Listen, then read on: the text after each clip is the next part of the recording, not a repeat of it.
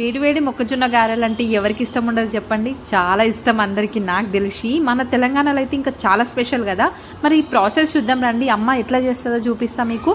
So వీటికి మంచిగా పచ్చి కంకులు ఉంటాయి కదా, మక్క కంకులు, వీటిని మంచిగా ఒలుచుకోవాలి. దాంట్లోకి ఒక 3-4 ఎల్లిగడ్డలు కూడా పొట్టి తీసేసుకోండి. నెక్స్ట్ కారంకి తగ్గట్టు ఎండుమిర్చి, పచ్చిమిర్చి, కొత్తిమీరలు, అదే అండి ధనియాలు అస్సలు మర్చిపోకండి వేయడం. ఇంకా అది గ్రైండ్ చేసుకున్న తర్వాత దాంట్లోకి జీలకర్ర, నెక్స్ట్ కొంచెం ఉప్పు సరిపడా, నెక్స్ట్ కరివేపాకు, కొత్తిమీరాకు, ఇది షుగర్ కూడా వేసుకోవాలి, చాలా టేస్టీగా ఉంటుంది. నెక్స్ట్ కొంచెం వంట సోడా, ఇవన్నీ వేసి మంచిగా మిక్స్ చేసుకోండి. నేను ఇక్కడ ఉల్లిగడ్డ వేయడం మర్చిపోయినా, గ్రైండ్ చేసుకునేటప్పుడు అట్లా వేసుకుంటే మంచిగా ఉంటుంది. సో మేము ఇట్లా కోసేసినాము తర్వాత.